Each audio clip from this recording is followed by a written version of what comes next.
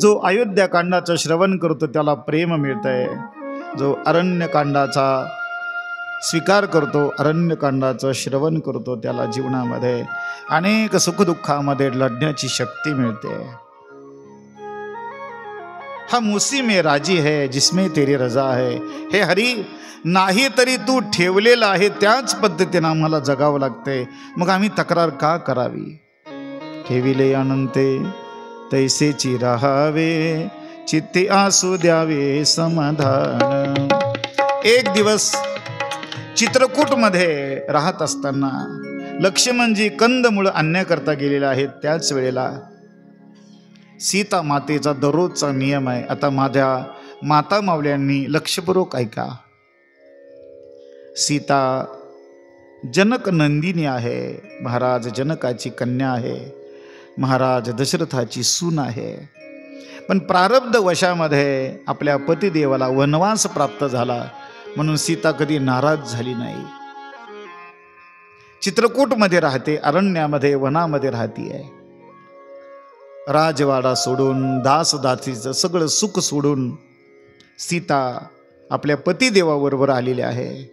पण या अरण्यामध्ये सुद्धा सीता एक नियम पाळतीये। काय नियम आहे? सीता दररोज उठतीये, स्नान संध्या पूजा अर्चा झाल्यानंतर फुलं आणून त्या फुलाचा हार तयार करून प्रभू रामाच्या गळ्यामध्ये हार घालते, पायावरती फुलं वाहते आणि दररोज आपल्या पतिदेवाचा नमस्कार करते। बोलो सीता माता की जय। म्हणून इथं जमलेल्या सर्व सीता मातांना विनंती आहे, दररोज आपल्या घरच्या श्रीरामाचं वंदन करा, दररोज आपल्या रामाचा नमस्कार करा। माझ्या सगळ्या सीता मातांना वंदन आहे, नम्रतेची प्रार्थना आहे की दररोज तुमच्या रामाला काय करा, नमस्कार करा आणि त्या रामाच्या आपल्या पतिदेवाच्या पाया पडा। एकाच महिन्यामध्ये तुमचा संसार अत्यंत सुखमय झाल्याशिवाय राहणार नाही, दररोज त्याच्या पाया पडा। जर दारू पित असेल दारू सुटेल, वाईट वागत असेल त्याचं वाईट वागणं सुटेल, तुम्ही फक्त नामस्मरण करा आणि तुळशीला पाणी घाला आणि त्याच्या पाया पडा। तुमचा संसार अत्यंत संपन्न झाल्याशिवाय राहणार नाही, तुमच्या लेकराला आनंद मिळेल, तुमच्या प्रपंचामध्ये सुख नांदेल, शांती नांदेल। एक बाई एका साधू बाबाकडे गेले। साधू बाबा म्हटले काय? दररोज भांडण, दररोज कटकटी होतात, काहीतरी औषध द्या। पतिदेवाचे माझे दररोज भांडणं होतात। असं? बरं। म्हणजे पती भांडत असतो, तू काय करत असते? म्हणजे ते भांडायला लागले, मी काय शांत राहणार आहे काय? ते BA झालेली आहेत, मी MA झालेली आहे, डबल MA झालंय माझं, त्यांना 70,000 पेमेंट आहे तर मी 1.25 लाख घेते, मी कशाला ऐकून घेऊ? सुशिक्षितांचे हे दुःख आहेत। पुण्या मुंबईमध्ये मोठमोठ्या सिटीमध्ये जाऊन पहा, मुलींना पगार जास्त आहे, मुलांना पगार कमी आहे, म्हणून मुलांना मुलींचं ऐकून घ्यावं लागतंय। घटस्फोटाचं प्रमाण वाढलं आहे, याचं कारण पुरुष प्रधान संस्कृती आहे। पुरुष ऐकून घ्यायला तर नाही म्हटलं तरी पुरुष हा अहंकारी असतो, पगार जरी कमी असला तरी त्याला घरावरती वर्चस्व हवं असतं।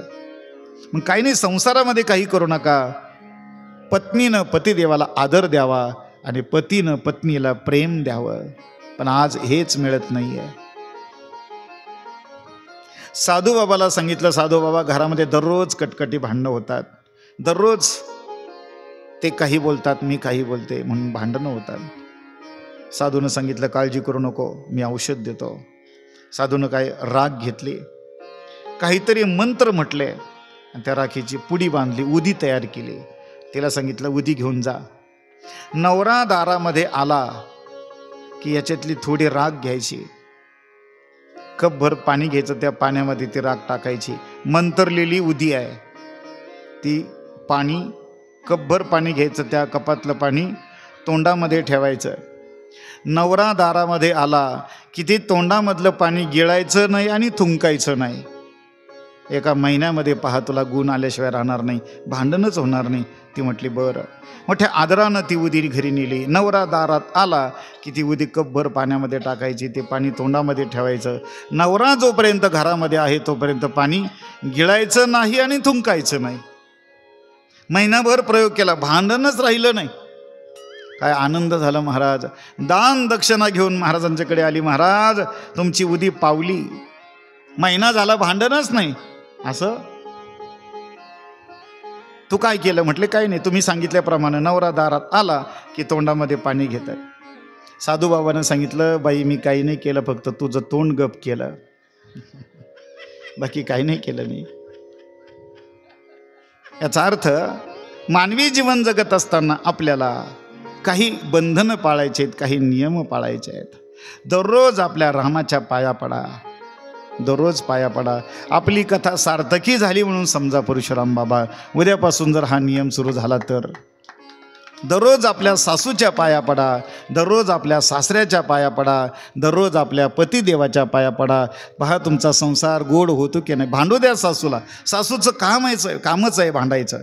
जी सुनेच्या डोळ्यातून 6 वेळा काढते असू तिचं नाव सासरू. जो सुनेला देत नाही आसरा त्याचं नाव सासरा. कुठेही घसरा तिथंच पसरा त्याचं नाव सासरा. सासू सासरे असतातच, इथं चांगलेच आहेत सगळे, काय अडचण नाही. अशा सासू सासऱ्याच्या पाया पडा आणि आपल्या पतिदेवाच्या पाया पडा, तुमचा संसार चांगला होईल. सीतेचा नियम आहे, दररोज प्रभूच्या पायावरती फुलं व्हायचे, त्यांचा नमस्कार करायचा. पण आज वेगळं झालंय लक्ष्मणराव. आज काय झालंय? सीता दररोज प्रभू रामचंद्राच्या गळ्यामध्ये हार घालून नमस्कार करते, पण आज प्रभू स्वतः गेलेत, काही फुलं तोडून आणलेत आणि प्रभू रामचंद्रानं दर्भाच्या साह्यानं एक गजरा बनवला आणि सीतेच्या केसामध्ये प्रभू रामचंद्र गजरा लावू लागलेले आहेत. जर सीता दररोज आपल्या पतिदेवाच्या पाया पडते, रामाच्या पाया पडते, तर रामाची ही जबाबदारी आहे की महिन्यातून एखादा गजरा आणला पाहिजे. नाही लक्षात आलं? दररोज जर सीता तुमच्या पाया पडते तर रामाची जबाबदारी आहे की महिन्यातून एखादा, 4 महिन्यातून एखादा गजरा आणलाच पाहिजे. त्यांचा तो काय आहे? हक्क आहे. प्रभू रामचंद्र गजरा बनवतात, सीतेच्या केसामध्ये गजरा लावतात. तेवढ्यामध्ये तिथं इंद्रपुत्र जयंत आलेला आहे. त्या जयंतानं पाहिलं, अरे हा तर अयोध्येचा राम, हा प्रत्यक्ष परमात्मा परब्रह्म आहे, पण हा बायकोच्या केसामध्ये गजरा लावतोय, हा कसला देव? लोकांची संत म्हणून घेण्याची, देव म्हणून घेण्याची जी परिभाषा आहे ती अत्यंत निम्न स्वरूपाची आहे. ज्याला बायको आहे, आई आहे, मुलं आहे, लोक त्याला संत म्हणायला तयार नाहीत. लोकांना ब्रह्मचारी संत पाहिजेत. जे संत आईची सेवा करतात, वडिलांची सेवा करतात, समाजाची सेवा करतात, परिवाराची सेवा करतात, गोरगरिबांची सेवा करतात. जे करंजले गांजले, मग तो गृहस्थी असला काय, तो ब्रह्मचारी असला काय, तो संन्यासी असला काय, आणि तो वानप्रस्थी असला काय. तुमच्या गावामध्ये, परिसरामध्ये कुठंतरी एखाद्या मूर्तीची प्राणप्रतिष्ठा आहे, तुम्हाला मूर्तीची प्राणप्रतिष्ठा करायची आहे, आणि 2 बायका असणारे जगद्गुरू तुकाराम महाराज जर त्या ठिकाणी प्राणप्रतिष्ठे करता आले तर तुम्ही तुकाराम महाराजांना प्राणप्रतिष्ठा करून देणार नाहीत? तुम्ही नामदेव महाराजांना प्राणप्रतिष्ठा करून देणार नाहीत? तुम्ही नाथबाबांना प्राणप्रतिष्ठा करून देणार नाहीत? अरे जर ब्रह्मचारी आश्रमाचे ब्रह्मचारी तर तत्व पाळतात, ग्रस्ताश्रमाचे तत्व जर ग्रस्ती पाळू लागला तर तो देखील ब्रह्मचार्याच्या समान अशा स्वरूपाचा आहे. हे समजून घेतलं पाहिजे. जयंताची दृष्टी आपल्यासारखीच दूषित होते. जयंताने विचार केला, जयंत म्हणजे कावळ्याची दृष्टी. अरे हा कसला राम आहे, हा कसला परमात्मा आहे, बायकोच्या केसामध्ये गजरा लावतोय.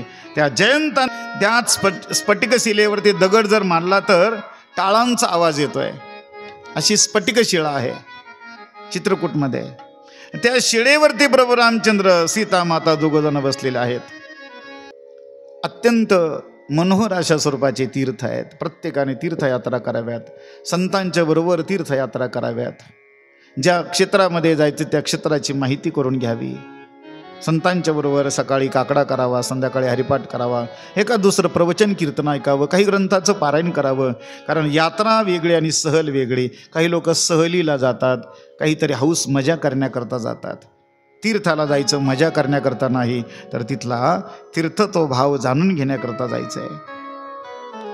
स्फटिक शिळेवरती प्रभू रामचंद्र सीतामाता बसलेल्या आहेत.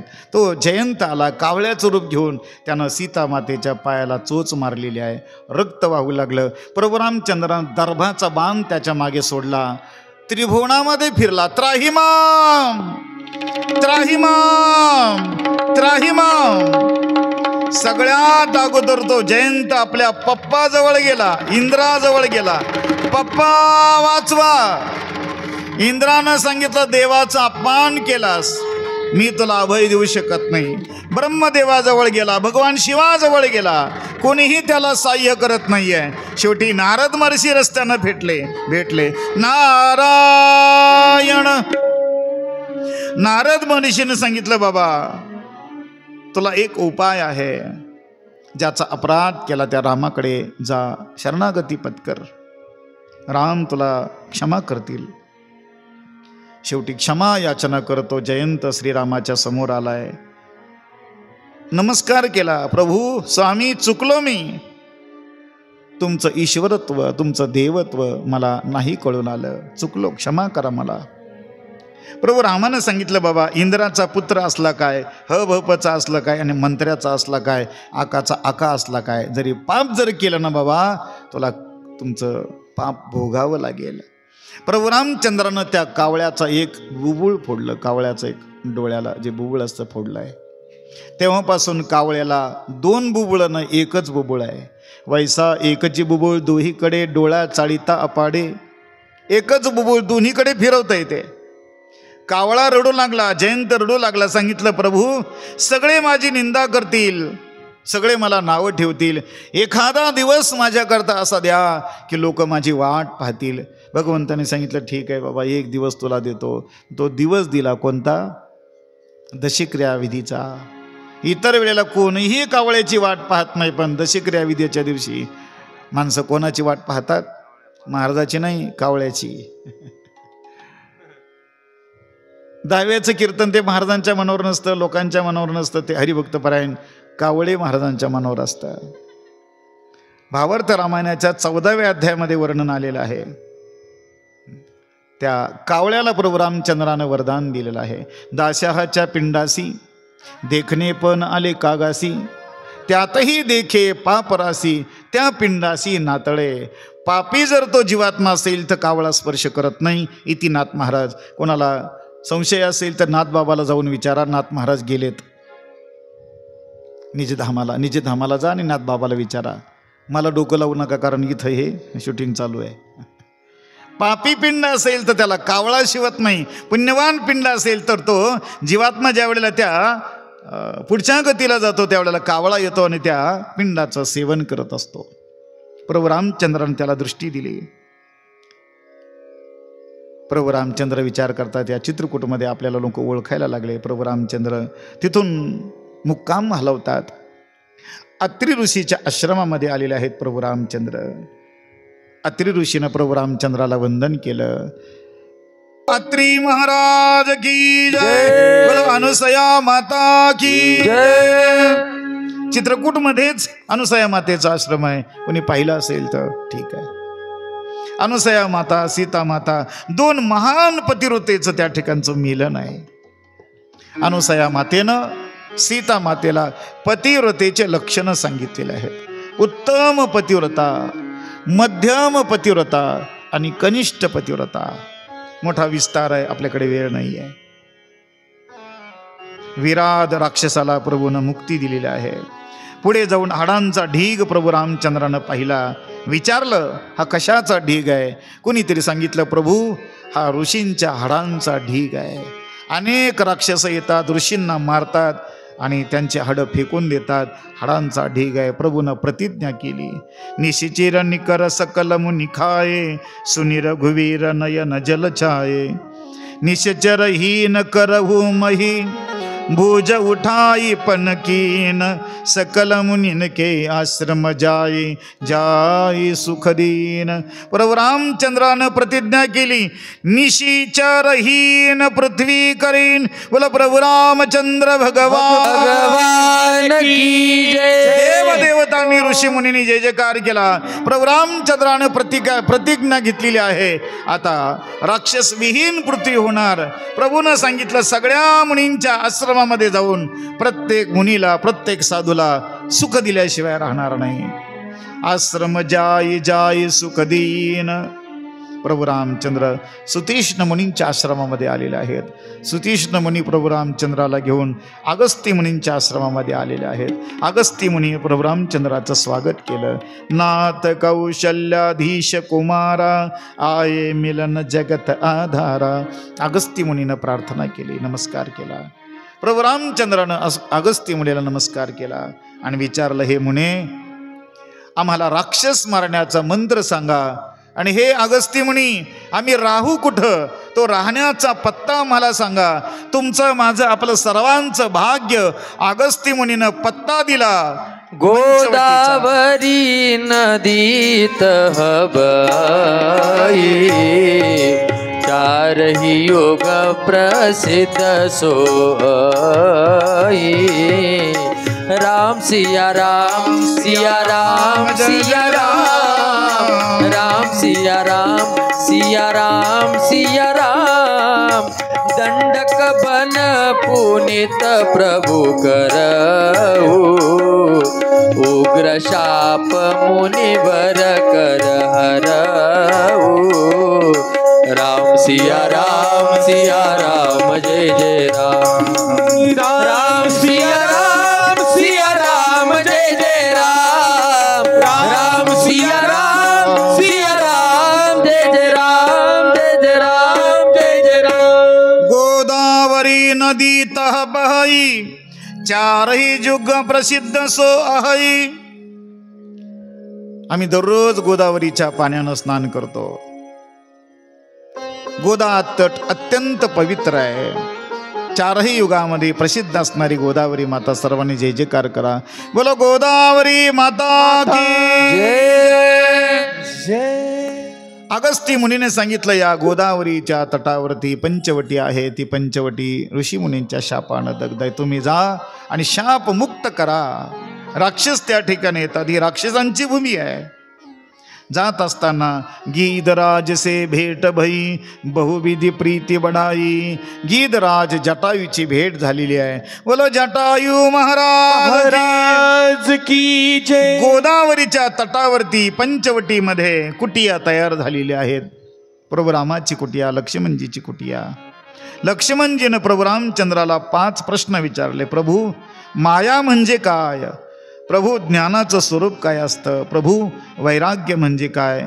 जीव ईश्वराचा भेद तो काय? आणि भक्ती कशानं प्राप्त होते? असे 5 प्रश्न विचारले प्रभू रामचंद्राला लक्ष्मणजीनं. त्यावेळेला प्रभू रामचंद्र सांगतात, हे लक्ष्मणा, हे माझं आहे ते तुझं आहे. ही जी आहे याला माया म्हणतात. या मासा जी नाही ती माया, ब्रह्मे याही नयेची आया, अशी ही माया. काही नाही आहे पण सगळं दाखवते, तिला म्हणतात माया. दैवी हेशा गुणमयी मम माया दुरत्यया. ही माया सगळ्या जगाला भुलवते. मायेचं स्वरूप प्रभू रामचंद्रानं सांगितलं. ज्ञान म्हणजे काय? प्रभू रामचंद्र सांगतायत, ज्ञान असूनही त्या ज्ञानाचा अहंकार नसणे हा खरा ज्ञानी आहे. आम्ही जाहलो ऐसे जो म्हणे तो काहीच नव्हे. आपण काकड्याच्या अभंगामध्ये मुका म्हणत असतो. मुका झालो वाचा गेली, मुका झालो वाचा गेली, मुका झालो वाचा गेली, मुका झालो वाचा गेली, मुका झालो वाचा गेली, झालो वाचा गेली, मुका झालो वाचा गेली, मुका झालो वाचा गेली. कोण मुका झाला हो? ज्याचा हरिपाठ पाठ नाही तो होतो पंडित महाज्ञानी. हो चारी वेद मुखोद्गत वाणी, षडशास्त्र 18 पुराणी. तात्या हा हा हा तेच म्हटलं तुम्ही जागे एक झोपली सगळेजण. साही शास्त्र मुखोद्गत वाणी, पण माझ्यासारखं कोण नाही म्हणतं गावामध्ये. आपण काकडा स्टार आहे. अहंकार ज्याला झाला त्याला ज्ञानी कोणी म्हणत नाही. ज्ञानाचा अहंकार नसणे.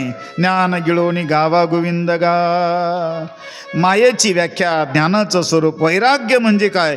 इहलोकापासूनच्या परलोकापर्यंतच्या भोगाच्या त्यागाच्या इच्छेला वैराग्य म्हणतात. वैताग वेगळा आणि वैराग्य वेगळं. काही काही लोकांना वैताग येतो, तो वैताग पुन्हा संध्याकाळी घरी आणतो. पण वैराग्य झालं तो जातो, पुन्हा येत नाही. भगवत कृपेनं, संत कृपेनं वैराग्य प्राप्त होत असतं.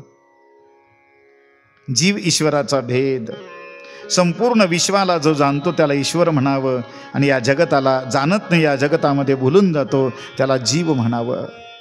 भक्तीची प्राप्ती कशानं होते त्यावेळेला भगवान सांगतात, संत ज्या वेळेला कृपा करतील ना त्यावेळेला भक्तीची प्राप्ती होते. अशा 5ही प्रश्नाचं उत्तर प्रभू रामचंद्रानं दिलं. आणि त्यानंतर त्या पंचवटीमध्ये एक राक्षसी, रावणाची बहीण, जिनं लव्ह मॅरेज केलेलं होतं. मग रावणाला तिचं लव्ह मॅरेज मान्य झालेलं नव्हतं. रावणानं तिचा नवरा मारून टाकला होता. पहिला सैराट त्यावेळेला झाला होता. धर्मशास्त्राला हे मान्य नाहीये. शोधोनी कुळे दोन्ही कुमारिकेचे शुभ लग्नी. ती शूर्पणखा, तिचा नवरा गेलेला होता, मेलेला होता. तेव्हापासून ती शूर्पणखा असणारी राक्षसीन नवरा शोधत फिरत होती. तिला तिच्या अनुकूल अशा स्वरूपाचा कुणीही भेटत नव्हता. आणि मग ती शूर्पणखा, अत्यंत कुरूप आणि अकराळ विकराळ असणारी ती राक्षसी शूर्पणखा, श्रीरामाचं स्वरूप पाहिलं, लक्ष्मणजीचं स्वरूप पाहिलं आणि व्याकुळ झाली, काम विव्हळ झाली आहे. अजून टाइम आहे तिला, अजून तिनं स्वरूप नाही दाखवलं. काम विव्हळ झाली. ती विचार करू लागली, या दोघांपैकी एक नवरा मला मिळाला पाहिजे. अत्यंत सुंदरीचं रूप धारण केलं. 18 वर्षाची सुंदर झाली. प्रभू रामचंद्र शूर्पणखेकडे पाहतात. प्रभूला जाणवलं ही राक्षसी आहे, पण सुंदरीचं रूप धारण करून आलेली आहे. प्रभू रामचंद्र सीतेकडे इशारा करतात, सांगतात, ताई, ओ ताई, तुमचा पत्ता चुकला. ही माझी पत्नी आहे सीता, आणि मी व्रत धारण केलेलं आहे, एक पत्नी व्रत धारण केलेलं आहे. मी तुझं पाणी ग्रहण करू शकत नाही. तुला लग्नच करायचं असेल तर समोर माझा भाऊ आहे. लक्ष्मणजी बाणाला टोक करत होते एका दगडावरती.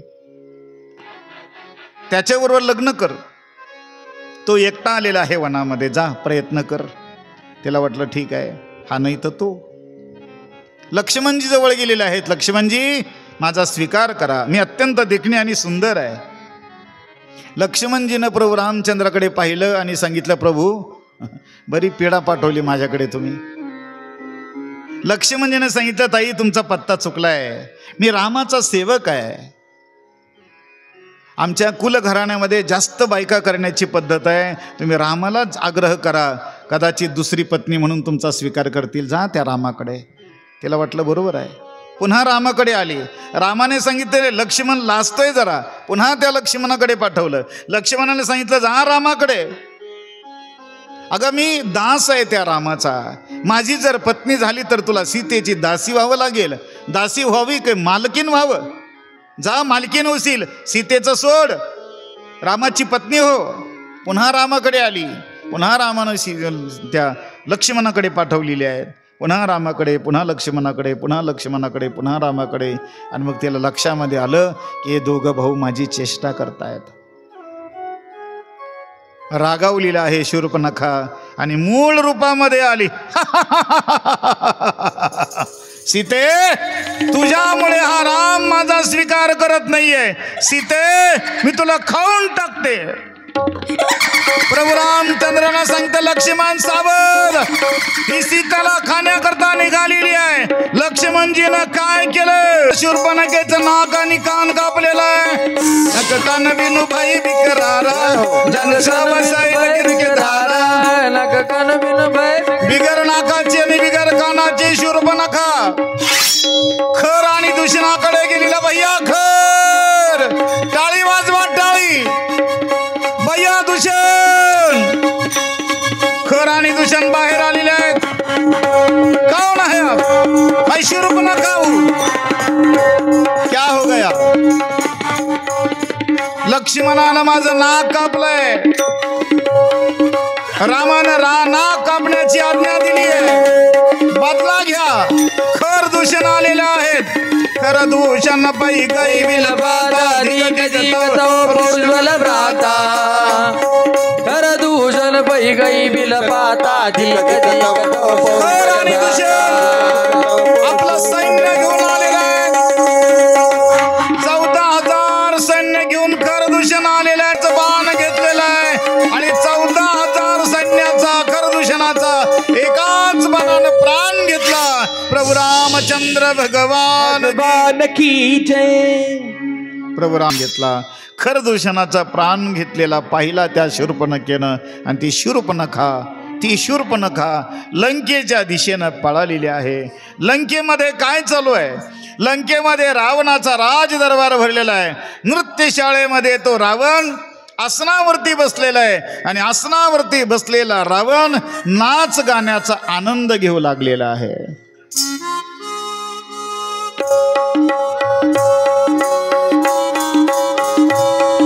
रावण लंकेमध्ये आसनावरती बसलेला आहे. रावणाचा दरबार भरलेला आहे.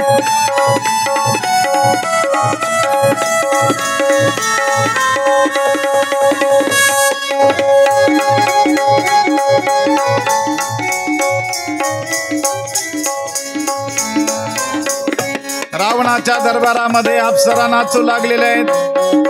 वाद्यवृंद वाद्य वाजू लागलेले आहेत. सिंत वाजू लागले, तबला वाजू लागले, चिपड्या वाजू लागलेत. रावणाला आनंद आहे. रावण म्हणतो वा क्या बात है.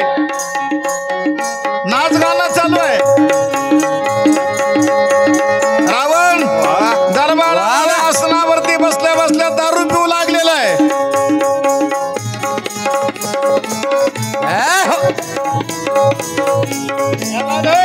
क्या बात.